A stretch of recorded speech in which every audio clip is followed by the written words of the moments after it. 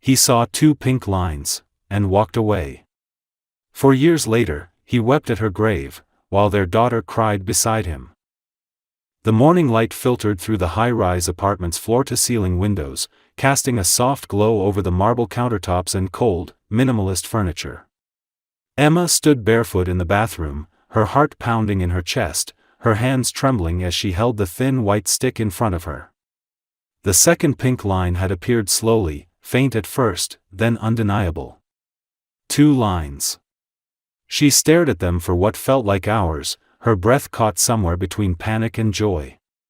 She pressed a hand to her stomach, already feeling something shift inside her, something small and quiet, but impossibly powerful.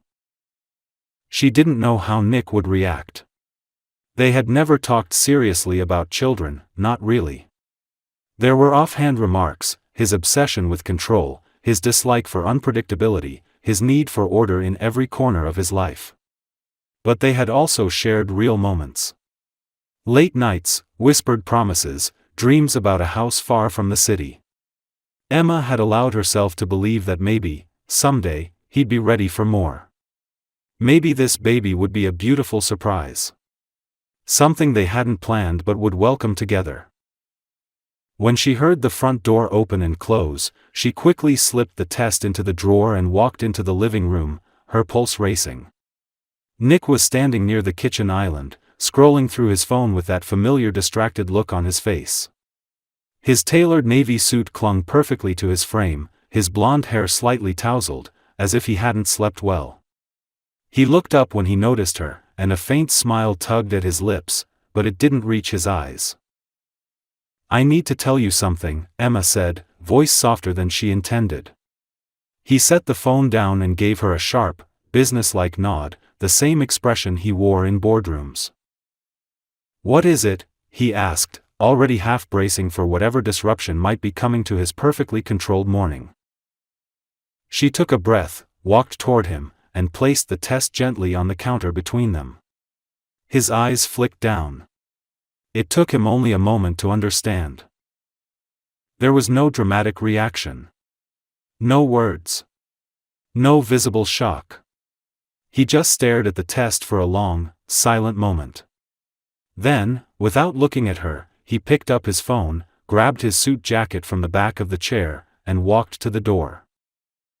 "Nick," she said, voice cracking. "Please, say something." But the door had already closed behind him. The silence that followed was unbearable. It rang through the apartment louder than any argument. Emma collapsed onto the couch, holding her stomach with one hand and covering her mouth with the other. Tears blurred her vision, but she didn't make a sound. She couldn't. The pain didn't leave room for it.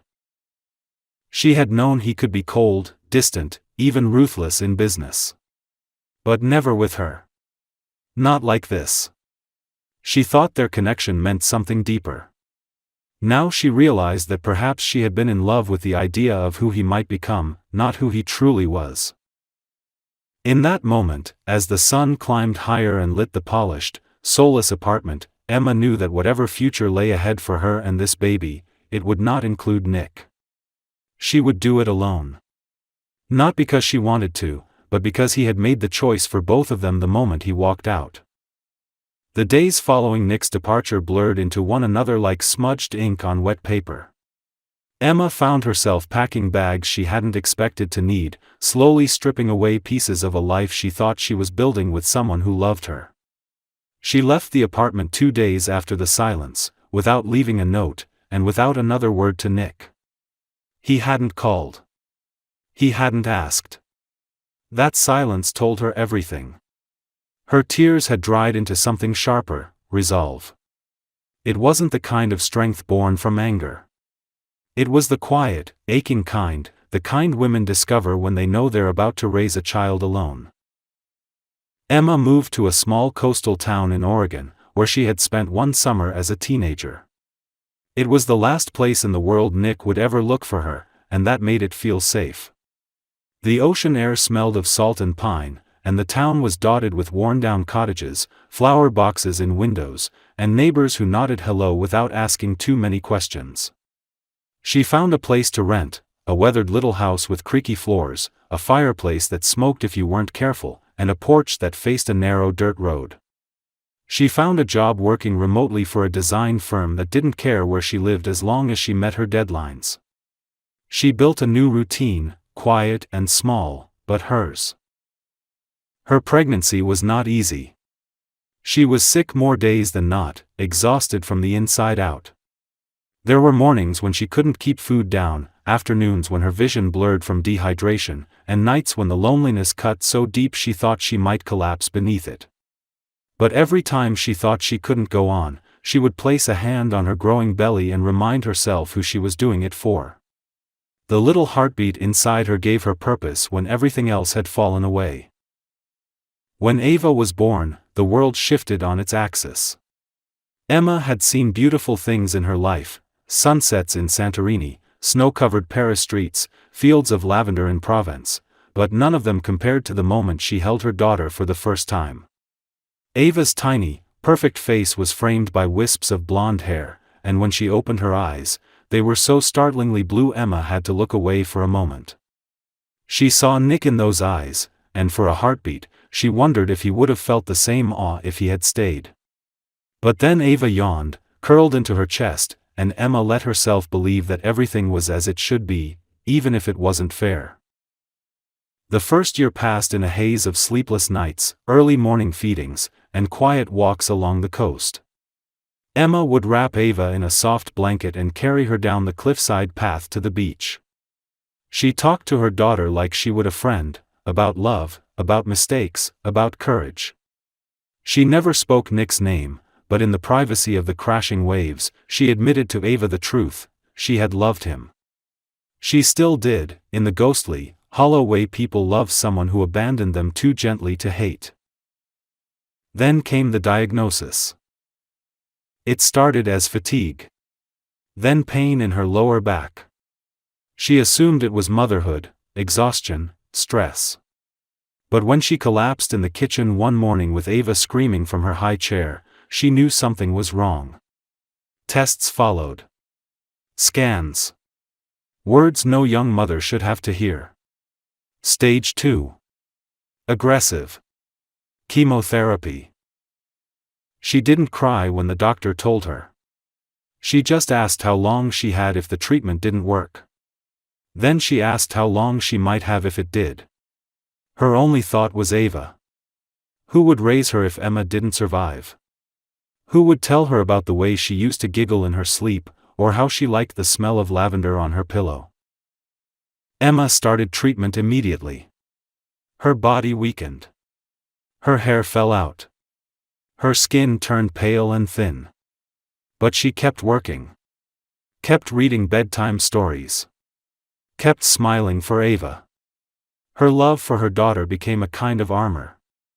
And when she had no strength left to cry, she would press her cheek to Ava's and whisper promises into the dark. Emma never told Nick. She kept that decision close to her heart. Maybe it was pride. Maybe it was fear. Or maybe it was the knowledge that he had chosen not to care when she was at her strongest. Why would he come back for her when she was at her weakest? But Emma didn't die. At least not then. She responded well to the treatment. She had months of remission. Moments of real joy. Ava grew into a bright, curious child with a laugh that made strangers smile. Emma decorated her room with stars, painted her name on the wall, and built a life that felt whole, even if part of her still wondered what could have been. Then, a year later, the cancer came back. And this time, Emma knew she might not survive it. So she did the bravest thing she had ever done. She told Sarah the truth. She handed her a sealed letter, a birth certificate, a collection of photos, and said, "If something happens to me, he needs to know. Not for me. For her." Sarah promised. And Emma, finally, let herself rest. The storm was still coming. But for now, in the quiet of that second year, she let herself believe her daughter would be okay, even if she wouldn't be there to see it. It was a gray morning in Manhattan when Nick Lawson received the call.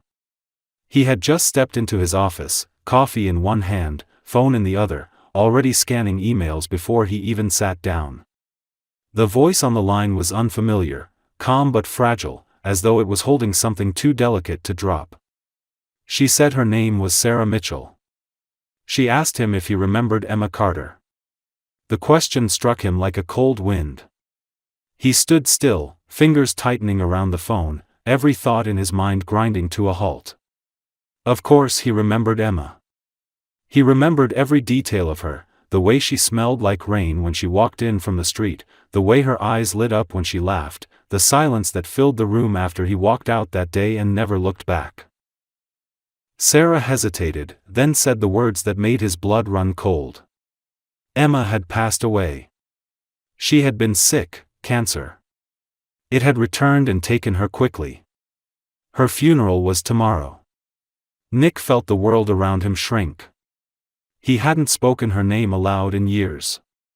He had never once tried to find her, though he had thought about it, in the quiet corners of lonely nights, in the moments when everything in his life felt too perfect and yet somehow hollow. But he'd always stopped himself. Cowardice disguised as logic. She had moved on. She had made her choice. That was what he told himself. But Sarah wasn't finished. Her voice changed, more urgent, more intimate. "You need to come," she said. "Emma wanted you to know, she didn't tell you, but she had a daughter. Your daughter." There was silence. Long, disbelieving silence. Nick dropped into the leather chair behind his desk, unable to process what he was hearing. A daughter. A child he never knew existed. A child he had walked away from before she ever took her first breath. His throat tightened. He wanted to deny it. Wanted to say it was impossible. But in his gut, he knew.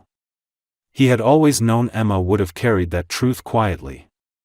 Would have chosen to raise a child on her own rather than force anything from him. He didn't even think about it. He booked the earliest flight out of New York that afternoon, cleared his schedule indefinitely, and told no one why he was leaving. On the plane, he sat staring out the window, the city vanishing beneath him, replaced by clouds and regret. He couldn't imagine what she had gone through. What he had missed. What he had allowed to happen because he hadn't had the courage to stay. The funeral was held in a modest chapel in a quiet Oregon town he'd never heard of. When he arrived, he stood outside for a long time, watching people gather in dark coats, holding umbrellas against a steady drizzle. He didn't recognize anyone. He felt like a ghost walking into someone else's life. But then he saw her.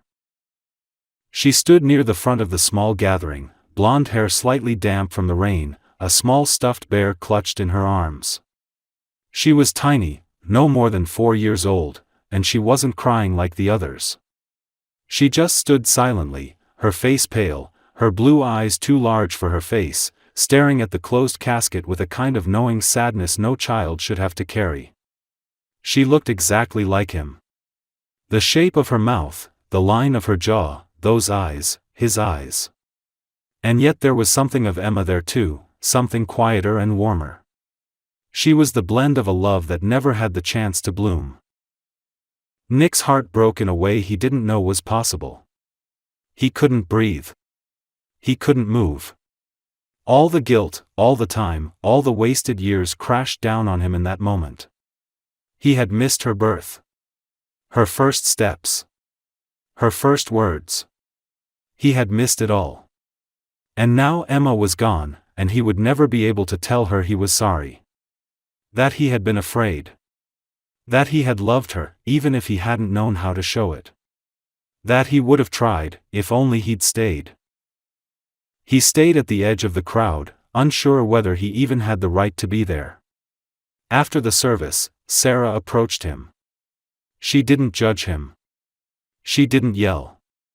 She just handed him a small envelope. "She left this," she said. "For you." Inside was a letter. Emma's handwriting. Neat, elegant, full of grace. If you're reading this, it means I'm gone, and you've finally learned the truth. Her name is Ava. She has your eyes, your stubbornness, and your love for puzzles. I didn't tell you because I wasn't sure you wanted to know. And I was too scared to be wrong again. But now that I'm not here, she needs someone. Someone who will show up. Not perfectly, just consistently. I'm not asking you to fix anything. Just be better than the man who walked out. I believe you can be. Nick held the letter to his chest as the rain soaked through his coat. He looked at Ava again. She still hadn't moved. Her small arms wrapped around the bear like it was the last safe thing in the world. He knew he couldn't erase the past. But maybe, just maybe, he could find a way to begin again, not for himself, but for the daughter he never knew he had. The days following the funeral felt like moving through fog for Nick. Every step he took in the small town was uncertain, as though the ground beneath him was shifting with every decision he made. He had rented a small place near the edge of town, a temporary home while he tried to figure out what to do next. It was strange to him, this quiet, this simplicity.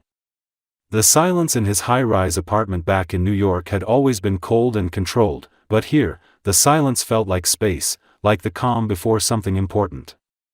But nothing was more unfamiliar than the thought of being a father.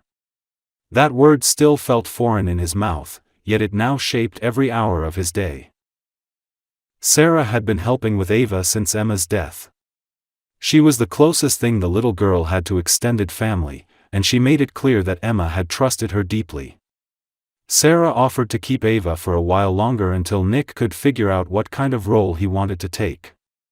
But Nick knew right away, there was no decision to make. He had already missed the beginning of his daughter's life. He would not miss anything else.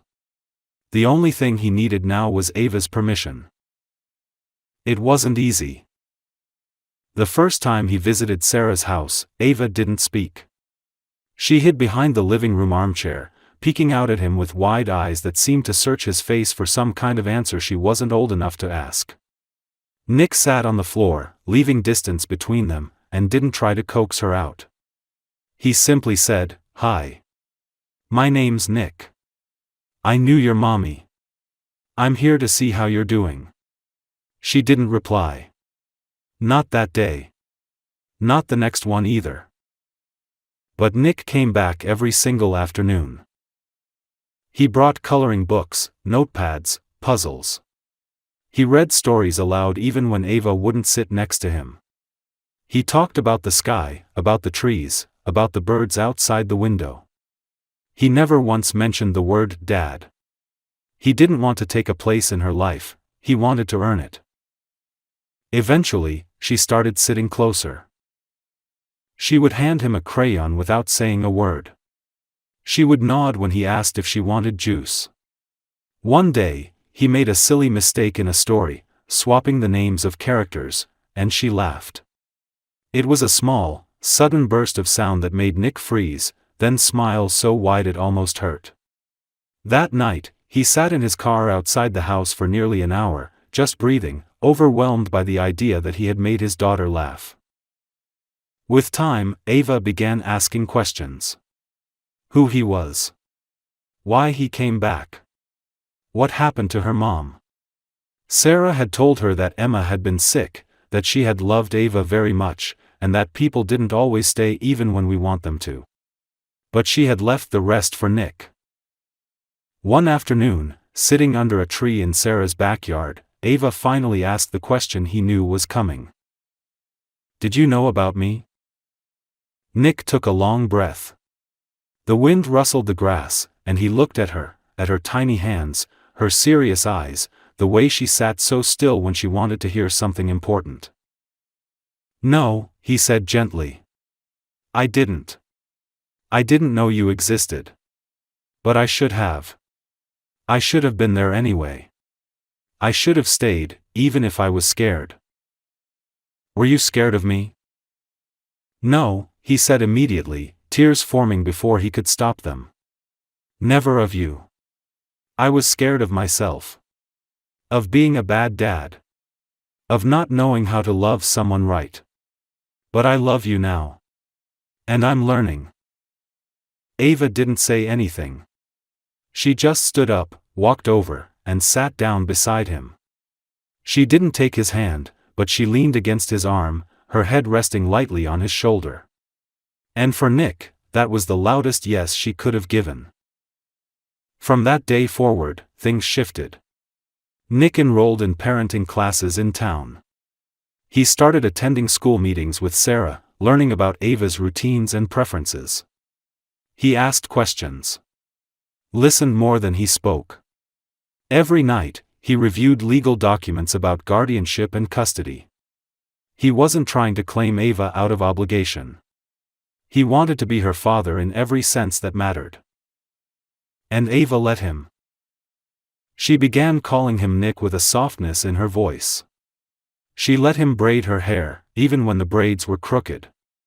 She asked him to stay for dinner. She drew pictures of their afternoons together and stuck them to Sarah's refrigerator. He wasn't replacing anyone. He was building something new. One evening, when he tucked her into bed after reading 3 books in a row, she looked at him sleepily and asked, "Can you come back tomorrow?" Nick nodded, his throat tight. "Every day, if you'll let me." Ava smiled, eyes already drifting shut. "Okay." It was the beginning of something neither of them had expected but both deeply needed. A father learning how to become one. A child learning to trust someone new. And in the quiet of that 4th chapter of their lives, it was enough. Not perfect, not finished, but enough to begin healing. Nick had never imagined what his life might look like with a child, but now that Ava was becoming a part of it, everything else began to lose its sharpness. The skyline of Manhattan, the pressure of board meetings, the chase for profit margins, it all felt so distant, as though it had belonged to someone else. He spent less and less time thinking about business and more time in the quiet rhythms of a small Oregon town where he was no longer a CEO, but simply Nick, the man who brought a little girl to the park, helped her tie her shoes, and listened when she talked about colors and clouds and dreams of flying. There were still awkward moments. He sometimes stumbled over routines, forgot what snack she liked, or which stuffed animal had to be nearby at bedtime, but Ava never scolded him. Instead, she corrected him gently, patiently, like she understood he was learning. Nick read every book he could find about parenting, but none of them taught him the things Ava showed him with just her gaze or the way she'd silently reach for his hand in new places.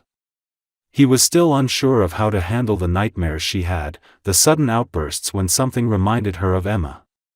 Sometimes it was a song, sometimes the scent of lavender, and she'd freeze or start to cry without knowing why. Those moments crushed him more than he could explain, because no amount of comfort felt like enough when you knew what the child truly needed was someone who could never come back. He never tried to replace Emma. He talked about her often, because Ava did. Emma had been her entire world for 4 years.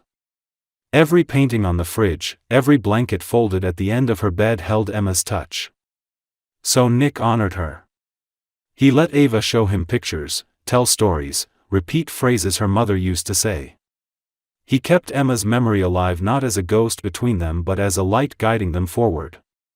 He even visited the cemetery regularly with Ava, letting her choose flowers, watching her speak to the grave as though her mother could still hear every word. He stood nearby during those visits, quietly, respectfully, letting her have that sacred space. As the weeks turned into months, their bond deepened in ways Nick hadn't expected. He found himself smiling more. Laughing more. He started to carry a photograph of Ava in his wallet and found excuses to mention her in conversation, even with people who had no idea who she was. When he sat down for coffee at a local diner, he brought her drawings with him and looked at them like they were masterpieces. Once, after Ava ran to him in the park and threw her arms around his waist, calling him by his name like it was something sacred, one of the other parents nearby gave him a look, a knowing look, not of judgment, but of recognition. And for the first time in a very long time, Nick felt like he belonged somewhere. Still, he couldn't shake the weight of what he had missed. Emma's death haunted him in quiet moments. He'd lie awake at night, staring at the ceiling, thinking of all the ways he had failed her. The test she had held in her hands.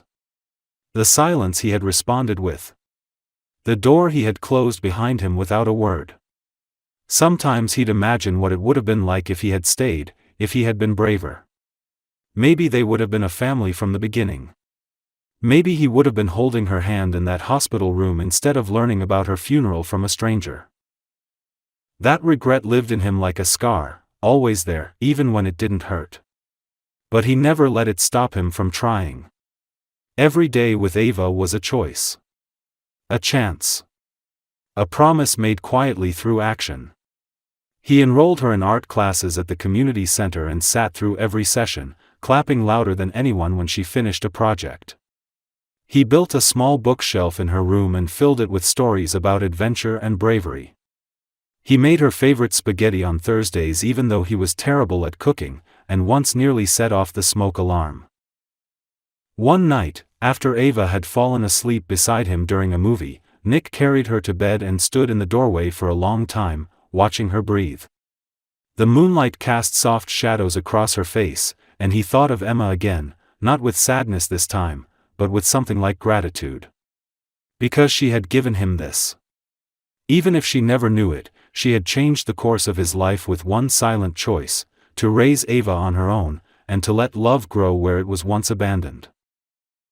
And now, Nick finally understood what love truly meant. It wasn't dramatic confessions or perfect timing. It was showing up, again and again. It was listening. It was learning. It was forgiveness, even when it wasn't spoken aloud. It was the way Ava said, "Good night," with complete trust. The way she reached for his hand without hesitation. The way he now looked in the mirror and saw someone he didn't hate. For the first time in his life, Nick Lawson wasn't running away from responsibility. He was running toward something, toward someone. And in Ava's quiet presence, in her questions, her laughter, her needs, he found the beginning of a new kind of purpose. Something real. Something lasting. Something worth every tear and every second he'd lost. Nick had always been a man who thrived on structure. In his corporate world, structure was power, it was numbers, deadlines, and decisions that shaped entire industries. But nothing had prepared him for the type of structure fatherhood required. It wasn't about calendars or quarterly reports. It was about knowing that Ava needed her stuffed animal before falling asleep, or remembering that she hated apples with the skin still on. It was about learning to listen to her even when she didn't speak and understanding that sometimes the silence between them meant more than any conversation. One crisp Saturday morning, Nick stood in the kitchen of their rental house, pouring pancake batter into uneven circles while Ava colored at the table behind him. She hummed to herself, occasionally stopping to ask if he thought dolphins could talk or if clouds ever got tired of floating. He gave her answers that were half serious and half imagined, which seemed to satisfy her curiosity. That was the rhythm they'd fallen into, simple, warm, and fragile in the way that all new beginnings are. He had traded power lunches for peanut butter sandwiches, and somehow, it felt like the greatest promotion of his life. He began preparing for the future with a quiet urgency. Though his lawyers in New York were confused by the shift in his priorities, they didn't question when he asked them to begin the guardianship process. He wanted to be more than Ava's visitor. He wanted to be her home. He filled out documents, signed affidavits, gathered medical records and personal references. Sarah helped where she could, always supportive but never interfering. She had promised Emma she would protect Ava, but she also knew when to step back and let something real unfold. Nick also started attending therapy, something he had once scoffed at as unnecessary. Now he sat once a week with a quiet, older man who asked him questions no one else had ever dared to. Questions about his father. About why he had run from Emma instead of embracing her. About why it had taken death for him to finally step into life. These sessions didn't give him answers so much as they gave him the ability to stay present, to forgive himself slowly, to admit that he was capable of change.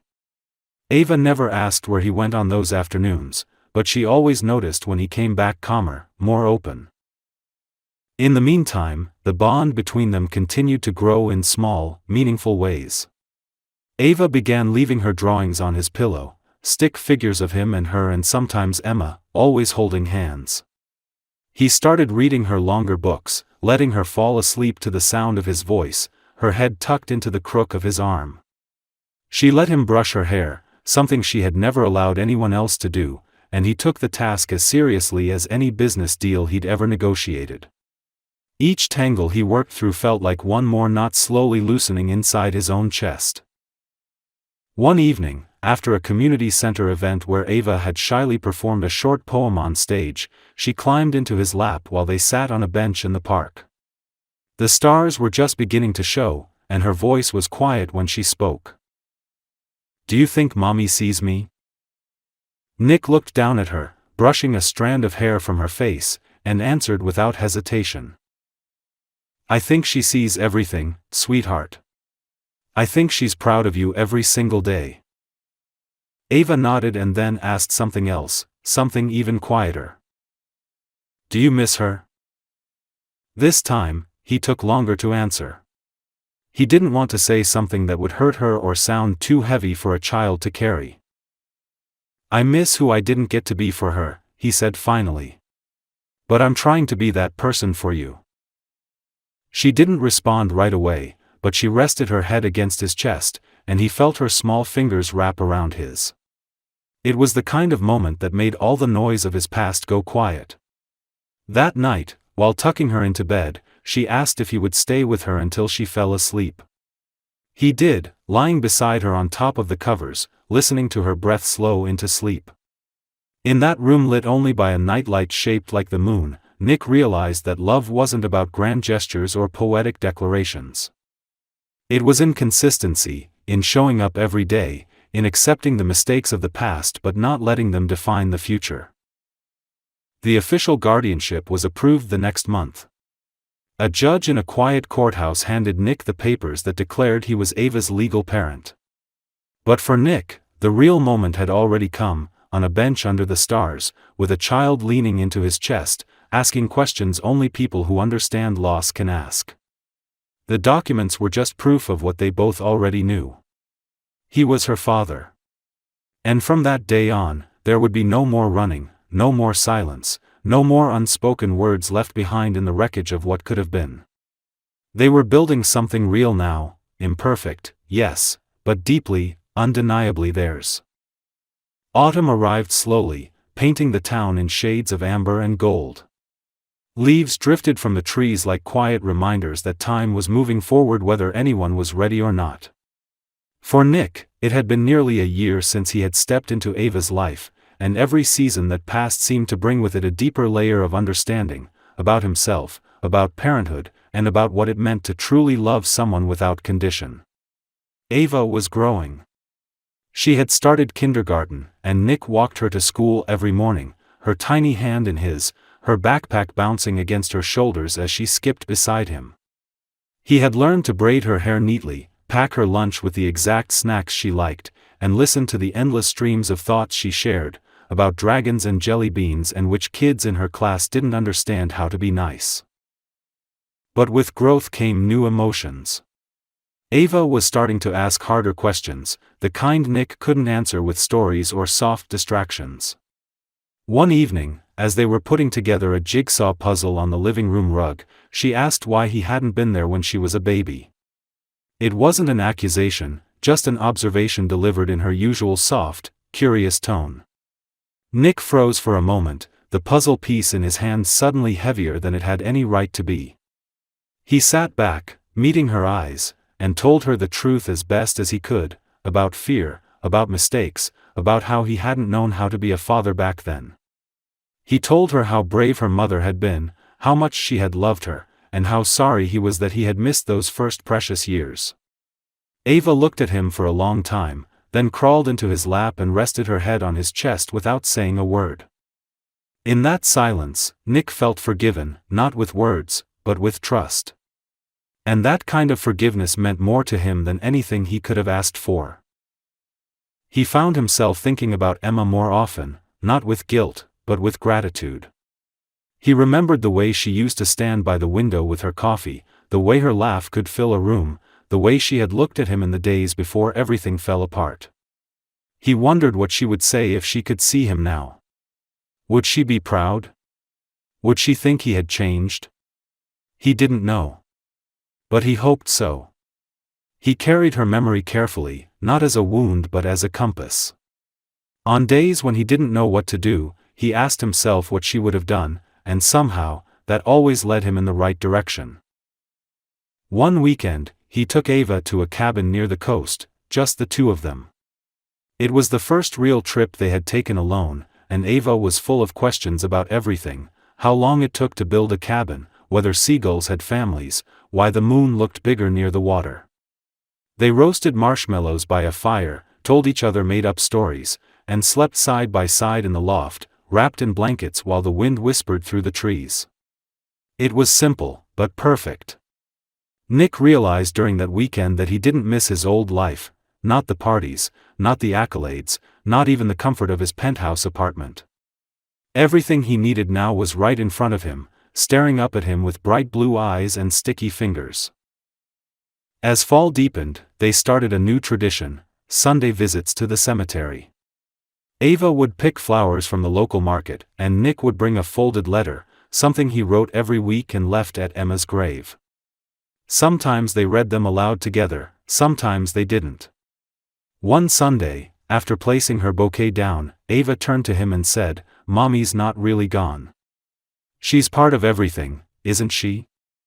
Nick nodded, his voice too thick to reply, and hugged her tightly, overwhelmed by the wisdom in her small voice.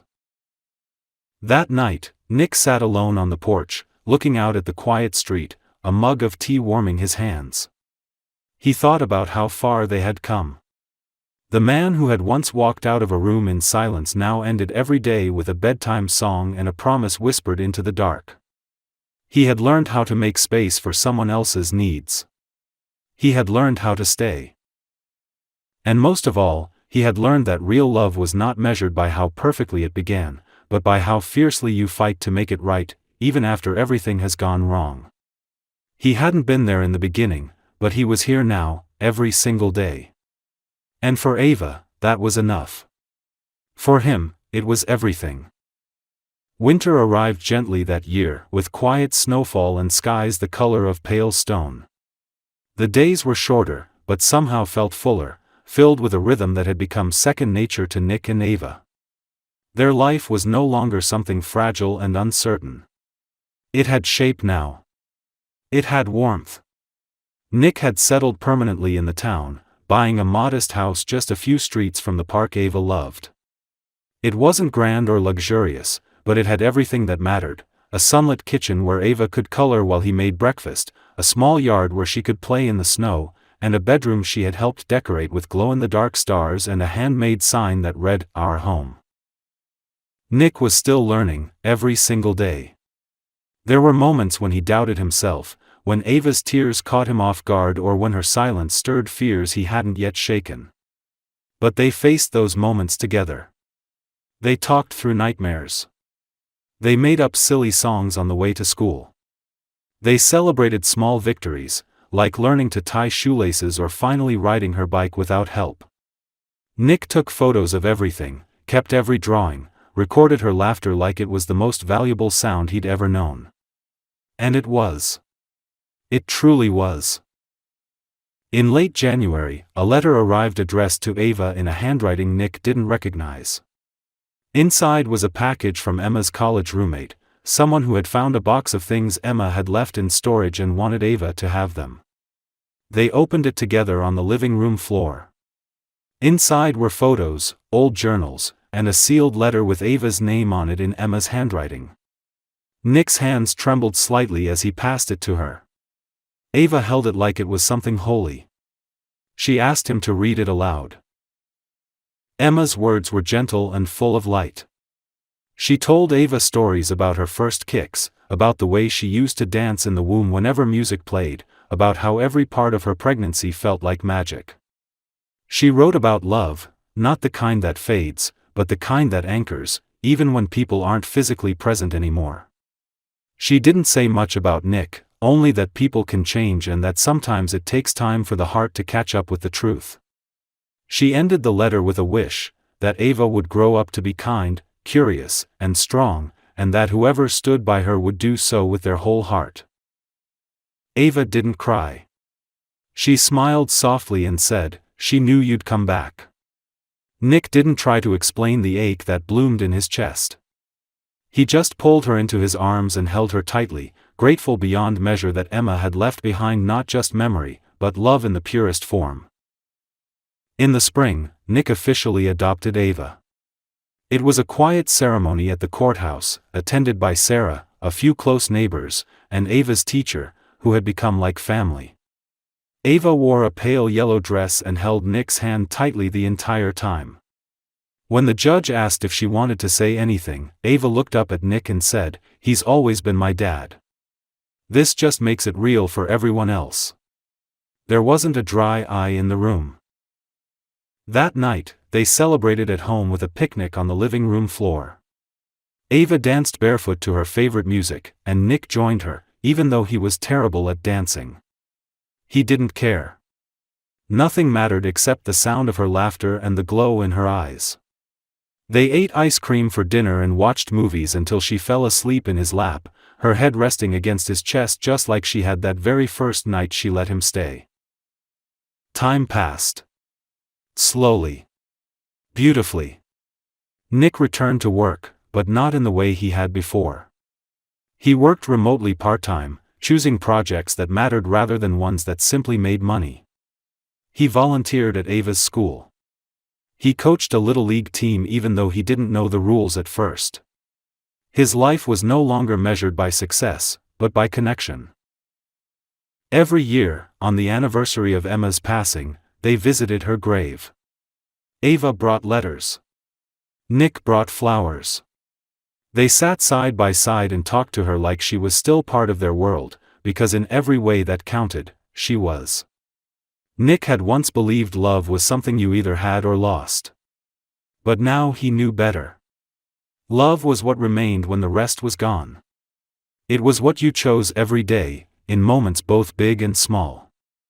It was what you passed on. As Ava grew older, she asked fewer questions about the past and more about the future. Would Nick be there at her graduation?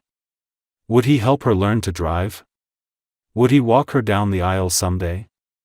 And Nick answered, yes every time, not because he could see the future, but because he had already decided that no matter what, he would never walk away again. In the quiet glow of their new life, there was healing. There was peace. And most of all, there was hope, the kind that Emma had believed in even when she was gone, the kind that lived now in every word Ava spoke, in every smile she gave, and in every step Nick took beside her. Their story wasn't perfect, but it was theirs. And it had found its ending in the most unexpected, beautiful place of all, beginning again.